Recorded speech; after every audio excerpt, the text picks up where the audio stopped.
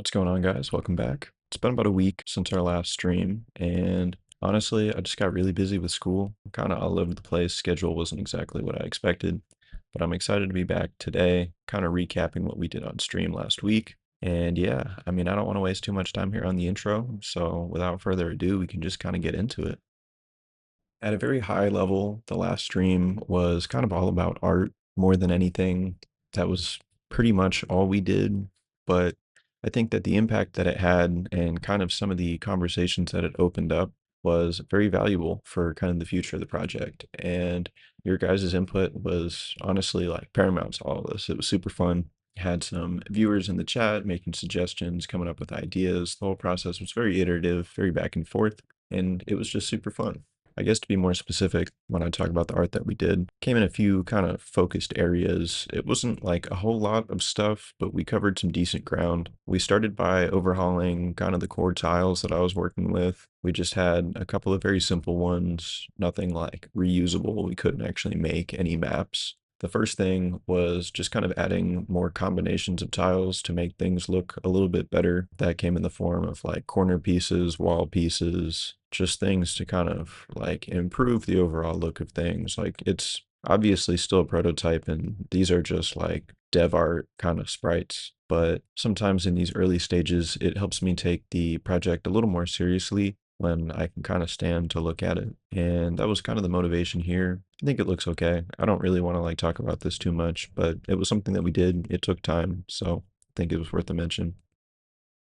After the tiles, we spent a lot of time kind of playing around with NPCs and enemies. And this kind of goes back to what I was saying just a minute or so ago about kind of the ideas start with these sprites that we came up with. Because, I mean, ultimately, this kind of art is going to inform the direction that we go as we build out our enemies and some of our core mechanics. And I think that some of the sprites that we came up with are going to be very kind of helpful in doing that. So as far as enemies, originally we just had the Purple Knight, a little resprite of our character for our placeholder. We've introduced three new characters in the form of a kind of like goblin ogre little guy, and there is a wizard. And we didn't actually make the sprite yet. We started it, it got kind of late, so I didn't end up actually implementing, but we also talked about an imp. And so these are going to be our kind of main archetypes of enemies, right? So the goblin kind of ogre fellow, he's going to be our traditional kind of melee soldier. And then the wizard obviously is going to use magic, maybe do some summons. And then the imp is going to be like a little flying fast enemy. Will probably be very annoying, but I think these three together kind of create a decent base roster of enemies to fight. We'll find some way to keep the Purple Knight around. Maybe, maybe not. So visually, all these are very simple. It's just a static frame. We haven't done any animations or anything yet. I think that it's a good idea to kind of start knowing what direction that we're heading in. And from just looking at these guys, I think it will be kind of fun to kind of just imagine how they would move around, how they're going to attack, and start to kind of realize that here. I think the animations and the mechanics themselves will be informed by these visuals we've created. And it's interesting. I feel like traditionally, this process goes the other way. Normally it's like design informs art, but I think it will be kind of cool to see if this works out on any level. And if it ends up being kind of a mess, well, we can kind of retcon that.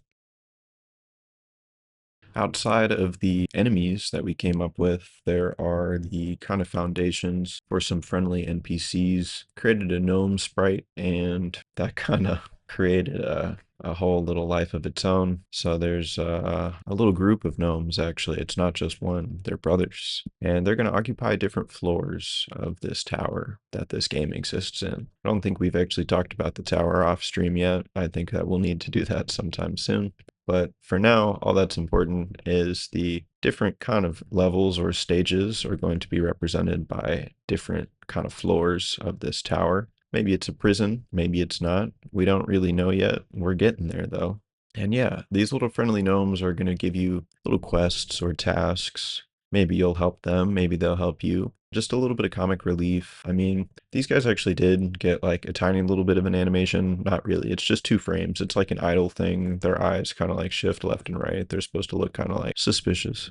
But I think that they'll be fun. And again, this kind of idea for these little friendly gnomes is giving us foundations and reason to start implementing, mocking up, and prototyping, basic dialogue and a quest system. And so I think that those things will be exciting to do on stream soon. Dialogue, I'm pretty familiar with. I've implemented that a couple times. Quests, I'm not really familiar with in a more meaningful way. I have a couple ideas for how to build the kind of systems that will kind of govern this process, but it'll be very cool to sit down and do that. It's not something I've done before, so definitely keep an eye out for that on some upcoming streams. That was kind of the highlight of the last stream. It doesn't sound like much, but we spent about 4 hours. It was a good time.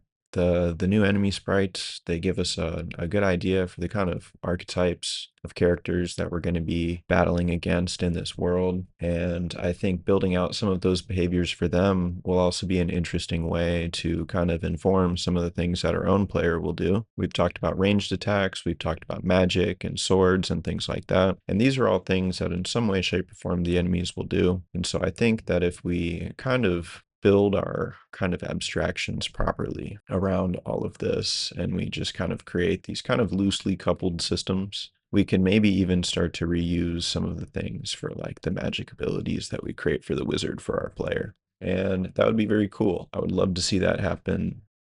Moving forward from where we're at right now, I think it's going to be kind of starting to realize some of these ideas that we've had from these placeholder sprites. We can start mocking up some basic behaviors, figuring out how these characters will move around the map, how they'll interact with the player, building out some of their attacks and some of those kinds of systems. We'll have to decide if there's going to be any kind of blocking, parrying, dodging. Are the enemies also going to level up like the player does? There's lots of considerations to come from this, but I think that starting with the basic kind of systems and working our way up in complexity as we start to kind of need to is going to be an efficient way forward. One of the next things that we'll do, obviously, is animate the characters, but I don't think that that's going to be like the first next step.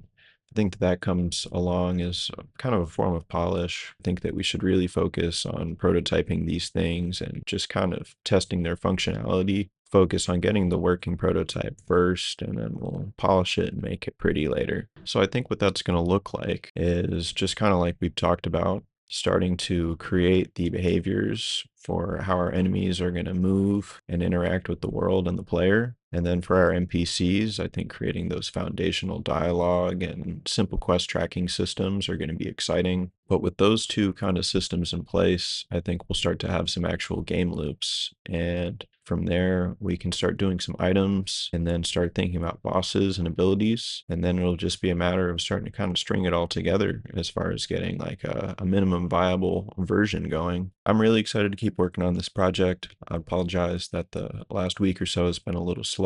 Once again, it's just been, busier with school than I expected, but I'm working on some things that I'm excited about, and I appreciate your guys' patience. That's about it for me this week. Keep an eye out either later this week or early next week for a kind of exciting new format of video, and definitely keep your eyes peeled for future streams. I would like to stream at least once a week moving forward. That's a pretty loose goal. I'd like to stream more than that if I can, but I'm going to start focusing on trying to set just kind of minimums to make sure that I keep things, kind of alive and moving around here. So yeah, thanks again, guys, and I hope you enjoyed the video today. If you're new here, consider dropping a sub. And whether you're new or returning, if you enjoyed the content today, consider leaving a like. Helps me out a lot. But yeah, thanks, guys. I'll see you next time.